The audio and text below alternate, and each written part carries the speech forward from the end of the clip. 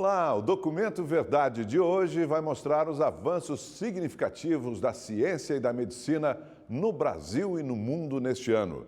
São vitórias que podem revolucionar vidas de pacientes com câncer e até melhorar a qualidade de vida de quem precisa de transplantes e transfusões. Entre esses avanços está a história de Vanberto Castro. O aposentado mineiro foi diagnosticado com câncer terminal e, graças a um tratamento genético inovador, 100% brasileiro, ele se recupera em casa.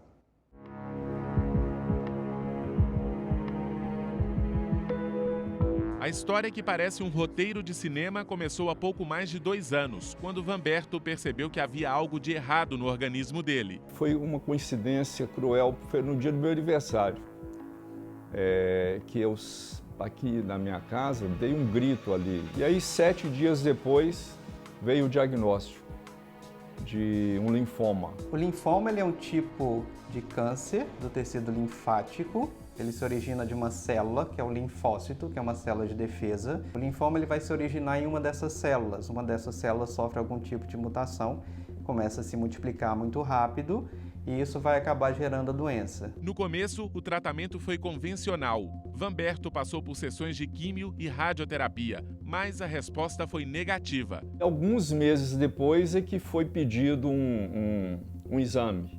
E quando o exame foi pedido, a gente viu que tinha multiplicado o número de lesões pelo meu corpo, na região de costela, coluna, medula, essa coisa toda. Ou seja, a gente estava diante de uma situação muito difícil. A nossa ideia era tentar fazer um transplante de medula óssea, um autotransplante. Mas os pacientes só podem ser submetidos a um autotransplante se eles tiverem uma remissão da doença com a quimioterapia de resgate, que não foi o que aconteceu com o Vanberto. Após isso, a gente ainda conseguiu uma droga nova, que está chegando ainda ao Brasil, ainda não é disponível no Brasil, mas infelizmente ele também não obteve resposta a este tratamento alternativo. E aí ele entrou numa situação realmente bastante complicada da doença. Aí sim, efetivamente, o processo da doença tinha evoluído brutalmente. E aí causou muito temor em todos nós, porque o meu corpo já estava infestado de lesões por quase todo o corpo. Dava medo de ver. Comecei a sentir dores intensas, usar morfina quase que sem controle, para tentar resgatar a mínima condição de vida, e nem assim eu estava conseguindo. A gente ficou 2 anos sem uma rotina normal. Era todo dia a gente acordava sem saber o que ia acontecer e dormia com medo de como ia ser o dia seguinte. Às vezes a gente tinha que correr para o pronto-socorro, acionar o médico o tempo inteiro, assim, virou de cabeça para baixo a vida da família. A esperança do Vanberto se renovou depois que o filho dele encontrou uma outra alternativa nos Estados Unidos. O problema era o preço, quase 5 milhões de reais. Mas em pouco tempo, a família descobriu que o tratamento, considerado revolucionário, poderia ser feito aqui mesmo, no Brasil. Por um acaso, numa busca na internet, eu achei uma reportagem de um brasileiro que tinha recebido um prêmio de um trabalho que ele tinha feito no exterior, e ele ia usar essa verba desse prêmio para desenvolver pesquisa de carticel no Brasil. Aí eu corri a internet atrás do currículo dele, achei o e-mail. Era o Dr. Renato lá de Ribeirão. Aí eu enviei um e-mail para ele com o relato do caso do meu pai e no dia seguinte ele me respondeu. Existiam muitas questões sobre isso, porque nunca tinha sido feito aqui no Brasil. Foi uma tecnologia desenvolvida dentro da USP de Ribeirão Preto, eles têm um centro de terapia celular. E como o Vanberto estava numa situação em que realmente não existia mais nada que a gente pudesse oferecer, e daí vem a questão do uso compassivo, que o paciente realmente sem nenhuma possibilidade de tratamento, a gente resolveu colocá-lo nessa situação. Vanberto ficou 34 dias internado no Hospital das Clínicas de Ribeirão Preto, no interior de São Paulo. Na terapia, chamada de carticel, as células de defesa do paciente passam por um processo de mutação. Nós adquirimos a capacidade de retirar células de defesa do organismo dos nossos pacientes, levar para o laboratório, modificá-las e fazer com que elas adquiram a capacidade de enxergar e destruir tumores. Uma vez que isso é atingido em laboratório, a gente retorna essas células para a corrente sanguínea do paciente para que elas cumpram com o seu papel, ou seja, destruir células do câncer. Essa modificação vai introduzir nessa célula um receptor para um antígeno expressado pela célula da doença, E aí, esse linfócito T, por isso que chama CAR T-cell, T de células linfócito T, essa célula T mudada, que vai ser reinfundida no paciente novamente, vai atuar contra as células do tumor. Digamos assim, é um sistema imunológico modificado para que atue contra o tumor. Vanberto foi o primeiro paciente a testar a terapia celular brasileira. Por segurança, nos primeiros dias de internação, ele ficou na unidade de tratamento intensivo do hospital. Eu tive muito descontrole de pressão, de temperatura e de outros índices, né, de vida, que eu não sei como é que eles chamam isso. Teve muito descontrole, na verdade é essa, muito descontrole. Então, nessa fase, eu não saberia te falar como é que foi, mas sei que foi um tumulto, foi um transtorno muito grande. Normalmente, os primeiros exames de imagem após esse tipo de tratamento são feitos 3 meses depois. Como o caso do Vanberto era muito grave, os médicos decidiram antecipar. E o resultado foi surpreendente. Os tumores praticamente desapareceram. Chorei demais, todo mundo que estava comigo chorou demais. Algumas pessoas da própria clínica, especialmente a moça que atendeu o Dr. Renato lá para fazer o exame, entrou também e começou, ou seja, foi um descontrole lá emocional de todo mundo. Ainda está surreal. A gente partiu de um ponto assim de não acreditar mais que nada ia dar certo, para agora esperança total de que ele vai ter remissão e vai ficar aí por anos sendo acompanhado sem mais nada. Eu me surpreendi. É claro que eu esperava, tinha a esperança de que fosse dar certo, mas eu não imaginava que fosse ser tão rápido. Eu realmente me surpreendi, mas este resultado que foi obtido com o Vanberto é o que se tem visto também nos resultados das pesquisas. Não acontece para todo mundo, não é 100% de resultado, mas várias pessoas se beneficiaram do tratamento. Então, não vou dizer que é um milagre, mas é um resultado realmente muito bom, que era esperado, mas que realmente surpreende, porque é uma coisa nova, que até pouquíssimo tempo a gente não tinha isso disponível, e a gente consegue pegar um paciente que realmente não tinha mais nada para fazer e conseguir colocá-lo nessa resposta de não ter mais doença atualmente. Os pesquisadores da USP não divulgam o número, mas novos candidatos estão em fase de avaliação para também receber o tratamento. A expectativa é que, com mais investimento, um grande número de pacientes possa ser atendido.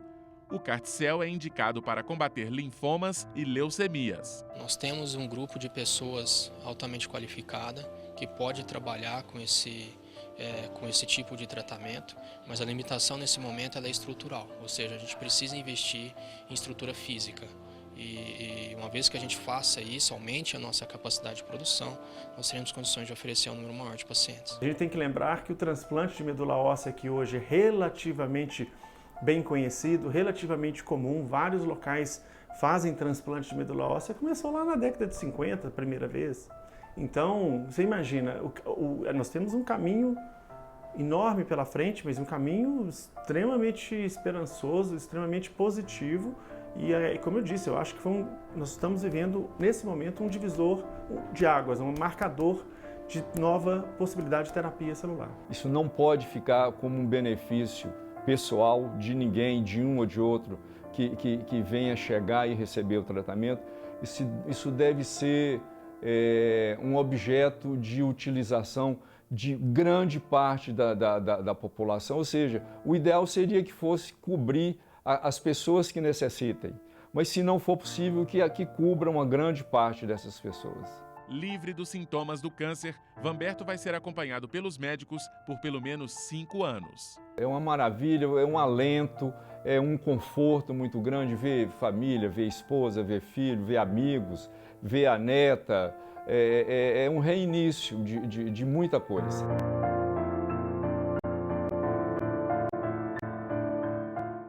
E tem mais avanços para o tratamento de doenças consideradas incuráveis. Pesquisadores da Universidade Federal do Rio de Janeiro e da Escola de Medicina da Universidade de Virgínia, nos Estados Unidos, conseguiram um feito inédito. Determinaram o exato momento em que o mal de Parkinson começa a se desenvolver no cérebro.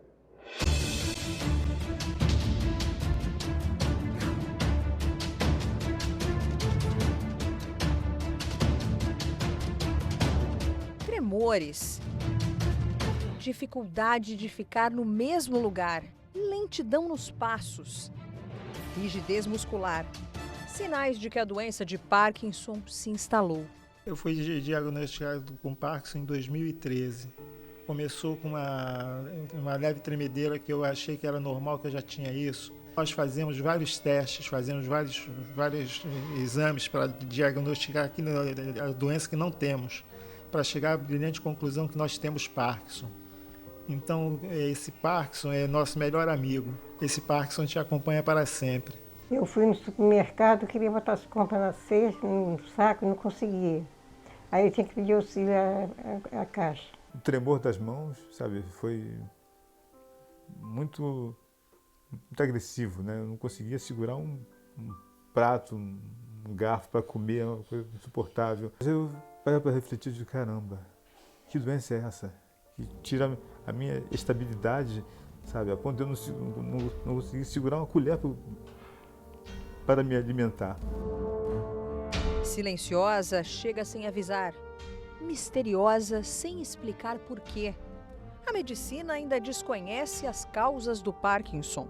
Nós dizemos que a doença de Parkinson, ela é de causa idiopática, ou seja, não se sabe a causa.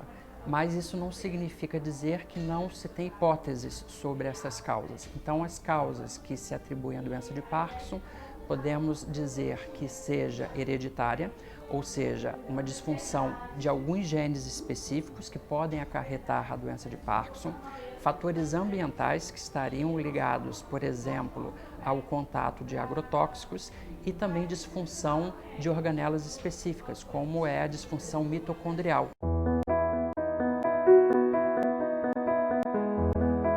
A doença é degenerativa, ataca o sistema nervoso e causa uma diminuição de um neurotransmissor que produz a dopamina, substância química que ajuda na transmissão de mensagens entre as células nervosas. Na substância negra tem neurônios que produzem uma substância que nós chamamos de dopamina, e essa substância ela trafega pelo neurônio até chegar a uma área que nós chamamos de núcleo estriado.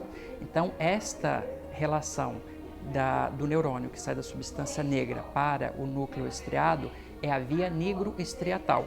Então, na doença de Parkinson, esses neurônios começam a sofrer um processo de degeneração, resultando a clínica que nós conhecemos na doença de Parkinson.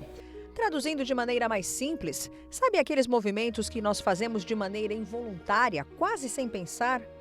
Com o Parkinson, eles ficam mais difíceis e, às vezes, impossíveis. Eu, que andava muito rápido, falava muito rápido, pensava muito rápido, hoje eu sou obrigado a falar pausado, a andar a passos bem lentos. É uma doença que ela transforma você, muda todo a sua noção de mobilidade, de comportamento.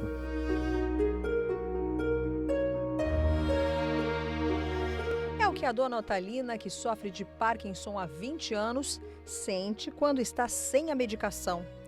Até conversar pode ser um martírio. Eu não consigo. É a mesma coisa que eu estou sentada, quero levantar e não consigo. Tenho aquela vontade de fazer aquela força, mas daqui para cá não adianta. E eu falei para ele, não fala comigo não, deixa eu ficar calada. Quer ficar quietinha? É. Eu não consigo andar, o tempo fica pregado no chão. Ela fica uma pessoa como se fosse uma estátua, ela fica parada ali, fica como se ela estivesse viajando no mundo dela, tá? Aí daqui a pouquinho o remédio faz efeito, dá a impressão que você dá uma injeção de ânimo nela, ela levanta, ela vai para a cozinha, ela faz comida, passa vassoura na casa, vai lá para as plantas dela, vai pegar manga, acerola, o que ela tiver.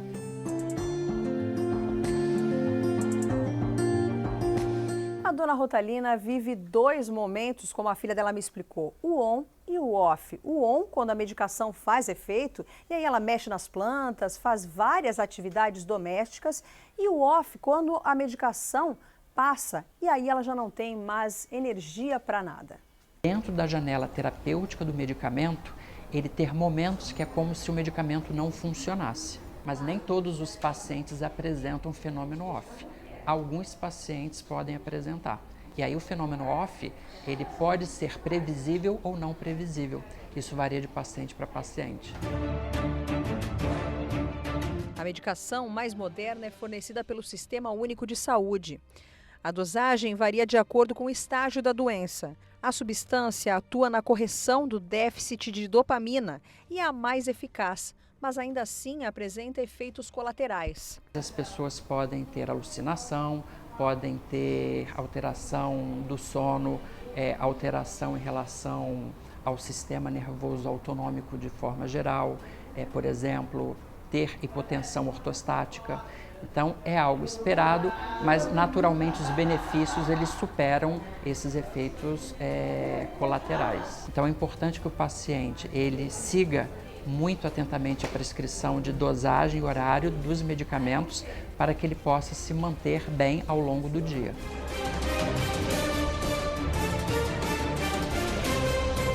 Como é que é cuidar de uma pessoa que tem Parkinson?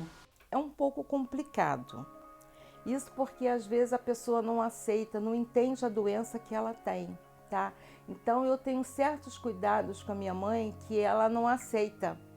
Ela diz que a gente quer mandar nela, invertemos as coisas. Ela é minha filha, eu sou mãe dela. Então eu tenho certos cuidados para ela não cair, para ela não se machucar. Ela não entende isso. O remédio é a base do tratamento, mas não é tudo.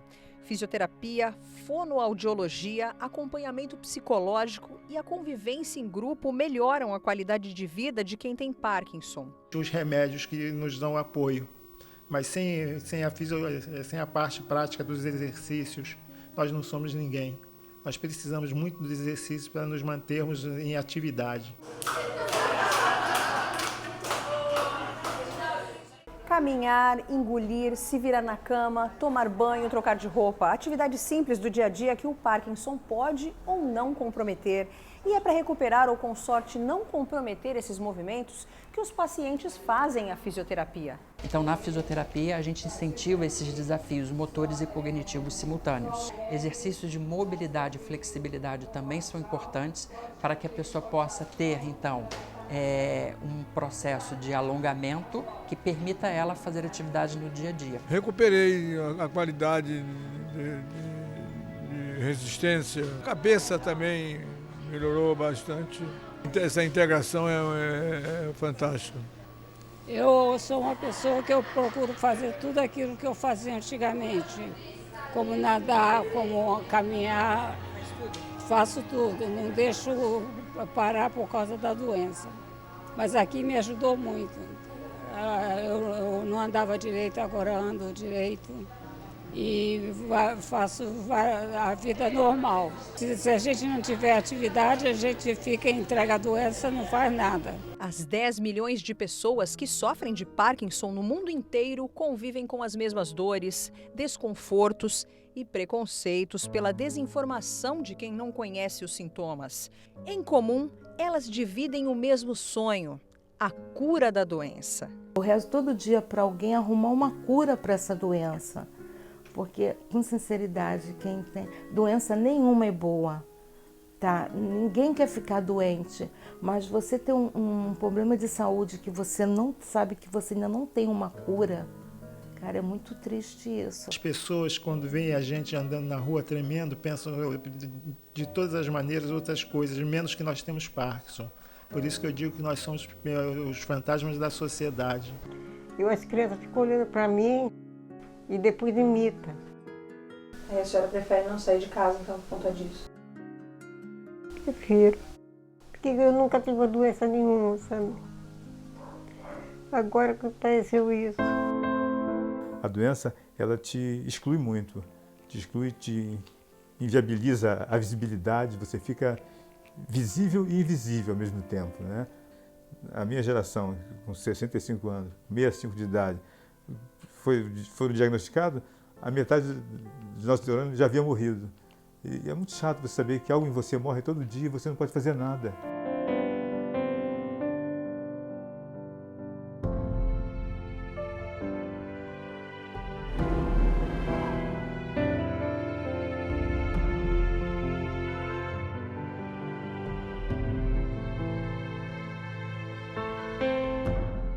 Apesar das universidades brasileiras não estarem entre as 100 melhores do mundo, o diagnóstico precoce do mal de Parkinson veio desta aqui, a Universidade Federal do Rio de Janeiro.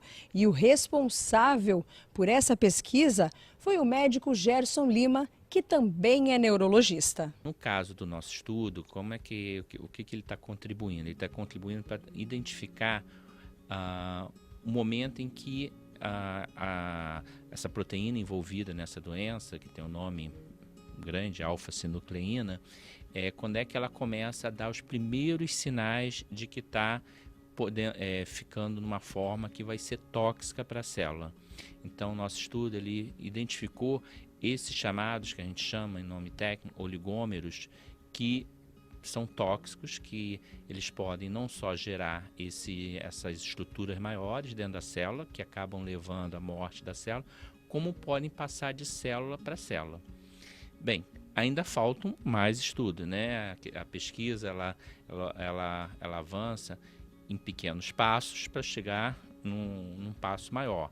Nesse caso, onde que a gente quer chegar tanto na possibilidade de usar esses oligômeros para detecção precoce, como também como alvo para tratar, nesse caso, tratar o Parkinson. O estudo conseguiu determinar pela primeira vez o exato momento em que o Parkinson começa a se desenvolver. Foi uma conquista para a ciência. A pesquisa, que também tem apoio da Universidade de Virgínia, nos Estados Unidos, chegou a ser publicada na revista científica Communications Biology, do grupo Nature. O diagnóstico precoce também pode ajudar no tratamento. A gente ainda tem muitas dúvidas aonde que é melhor atacar. Quando está numa fase mais avançada, provavelmente não. Por quê? Porque a doença já avançou e já foi passando de célula para célula. Lembrar que a gente tem bilhões de neurônios no cérebro, né? E no caso do Parkinson pode levar, inclusive, à demência, né? Em alguns casos. Então a gente quer atacar no início, atacar exatamente essas moléculas, provavelmente 10, 15 anos antes da doença estar apresentando sintomas mais claros, como, né, característico do Parkinson, como um tremor, a dificuldade de andar, e eventualmente até problemas cognitivos. Mão direita azul, mão direita verde. Pé direito roxo. É importante nós sabermos o início, quando realmente nós podemos tratar a doença do estado inicial. Com isso, nós podemos fazer com que as pessoas que têm o Parkinson tenham uma condição melhor de vida, tenham uma condição de viver melhor, porque o tratamento vai ser diferenciado. Eu quero ficar boa, mas é difícil. Nesse mundo tão transformador, né, onde a ciência evolui a passos largos, a gente precisa de ter uma resposta mais efetiva. Você tem Parkinson, mas você vai ter chance de estar curado, de ser curado. Isso é alentador. Isso é ciência, né? Isso é importante. Essa cura eu quero viver para ver.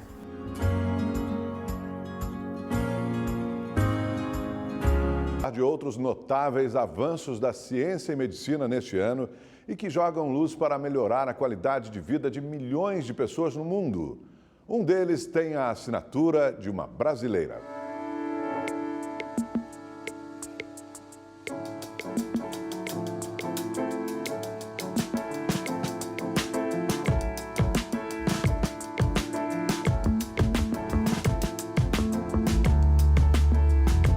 Parece uma caneta, mas não é. A Maspect Pen foi criada por uma cientista brasileira e a ideia é que seja uma importante arma no diagnóstico de tumores. Os estudos para a criação deste dispositivo acontecem desde 2017, no laboratório de pesquisa da Universidade do Texas, nos Estados Unidos. A equipe é liderada por Lívia Schiavinato, cientista formada em Química pela Universidade Estadual de Campinas, no interior de São Paulo. É ela quem nos conta como a Maspect Pen funciona. Nessa pontinha aqui da caneta tem um reservatório bem pequeno, que a gente coloca uma gotinha de água. Então, quando você toca essa caneta no tecido, a caneta vai liberar essa gotinha de água nesse reservatório e essa gota de água, ela interage com o tecido e extrai moléculas do tecido. Então, moléculas que são biomarcadores, se o tecido é normal ou se o tecido é câncer.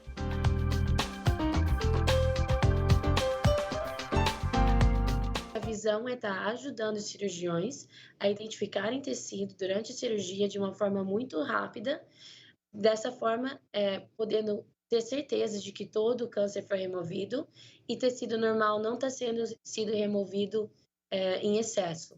Testado em mais de 800 tecidos ex vivo, como são chamados os tecidos retirados de um paciente ou voluntário, ele agora começa a ser testado em tecidos in vivo, ou seja, durante procedimentos em pacientes humanos.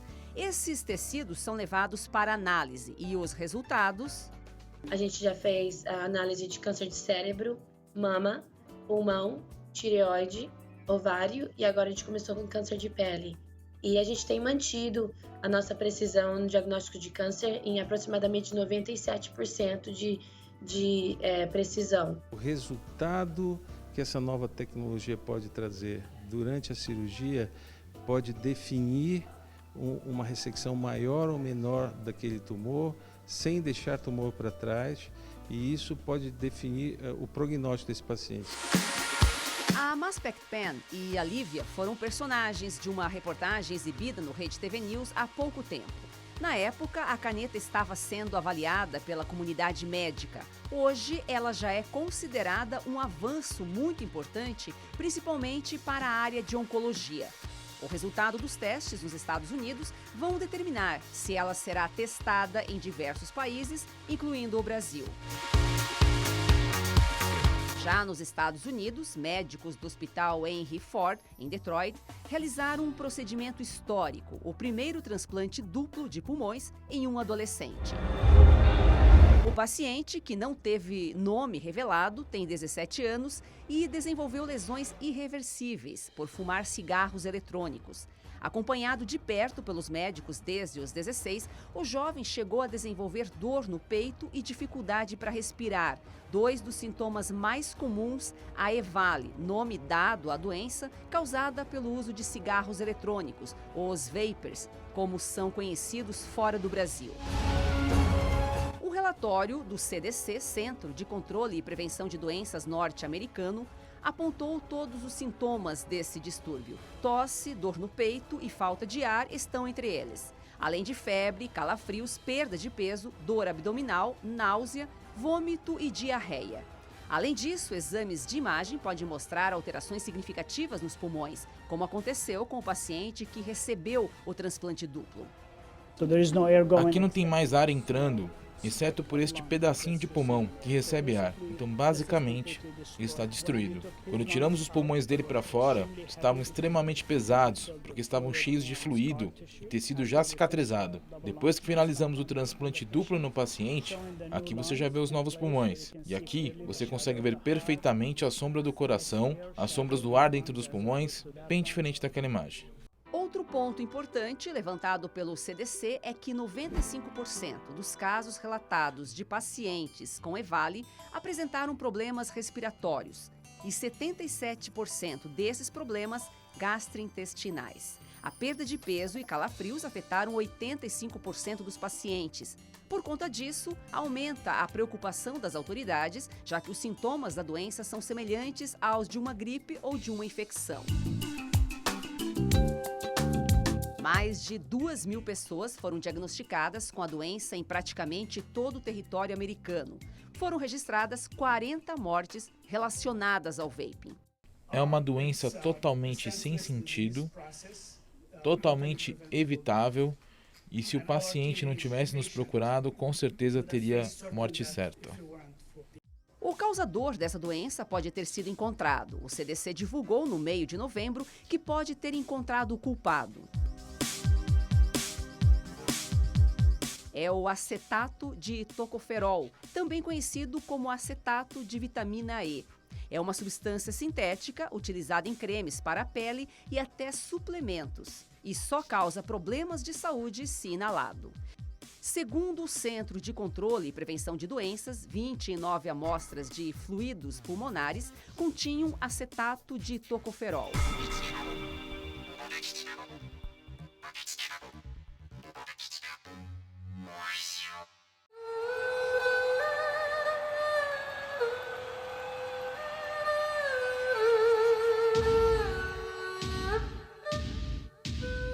No Japão, uma inovação que pode revolucionar a medicina. Cientistas japoneses desenvolvem o que já vem sendo chamado de sangue artificial. O composto seria uma alternativa para transfusões sanguíneas em lugares remotos, como ilhas afastadas, cidades afetadas por tufões, terremotos, e dispensaria a necessidade de um doador. A prática é capitaneada por Manabu Kinoshita. A equipe de Manabu conseguiu substituir glóbulos vermelhos e plaquetas utilizadas em transfusão. Os novos compostos, entre eles vesículas de hemoglobina, foram aplicados em transfusões sanguíneas em coelhos com hemorragia e problemas de coagulação. A função deles era melhorar o transporte de oxigênio no sangue e, porventura, melhorar ou até sanar problemas sanguíneos de pacientes. O resultado surpreendeu a todos. A administração de uma das substâncias impediu hemorragia do fígado e, em todos os casos estudados, manteve o sangue fluindo dentro dos vasos. Onde houve o uso das vesículas de hemoglobina, houve 75% de sucesso. Neste caso, elas foram aplicadas em animais com anemia fatal. Segundo o Dr. Manabu Kinoshita, o estudo demonstrou que o sangue artificial pode ser utilizado em transfusões de emergência e no tratamento de hemorragias massivas.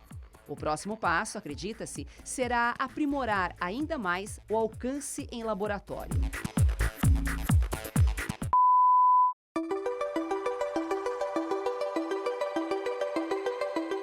Um grande avanço tecnológico e também, por que não, para a medicina?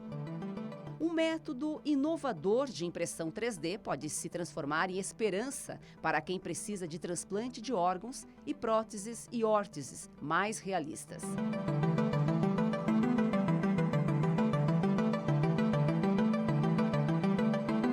Desenvolvida pelo Departamento de Ciências da Universidade de Berkeley, nos Estados Unidos, a nova impressora revoluciona métodos de impressão 3D. Saem os polímeros como acrílico, borracha, metais. E entra a impressão 3D em líquido, isso mesmo, líquido. Inspirada numa máquina que materializava objetos no seriado Star Trek, a nova geração, a traquitana se chama replicadora, já que é capaz de imprimir praticamente tudo. Para que as impressões ficassem perfeitas, foi preciso desenvolver um sistema capaz de, digamos, entender a matéria-prima. Partindo do princípio de uma máquina de tomografia computadorizada, os pesquisadores dividiram a tarefa em 3 partes. Primeiro, enviaram imagens 3D do objeto que seria reproduzido em diversos ângulos para um programa de computador. Ele então o transformou em uma espécie de filme. Depois, o reproduziram com um projetor em direção ao polímero sintético. O segredo vem agora. O líquido está dentro de uma centrífuga, que vai girando conforme as imagens vão sendo exibidas. O líquido, sensível à luz e calor, vai reagindo de acordo com as formas reproduzidas nele. Ao endurecer, vai reproduzindo praticamente à perfeição o objeto escolhido. Outro diferencial é que eles são maleáveis e mais complexos que uma impressão 3D comum, que é feita em camadas. A meta dos pesquisadores é desenvolver próteses e órteses mais confortáveis e realistas.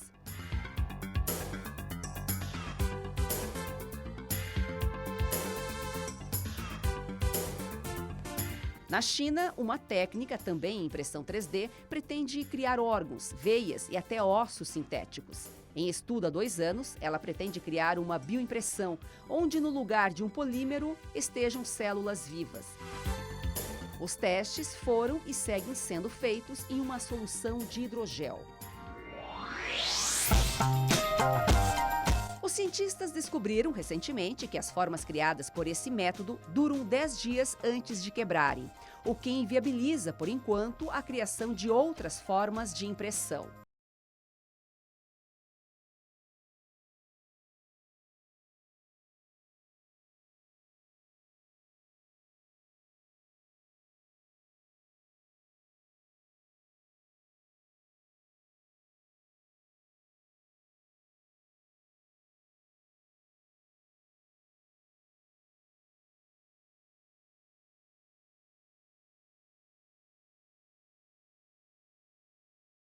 Fica por aqui. As reportagens que você assistiu neste programa também estão disponíveis no portal e YouTube da Rede TV. Até o próximo programa.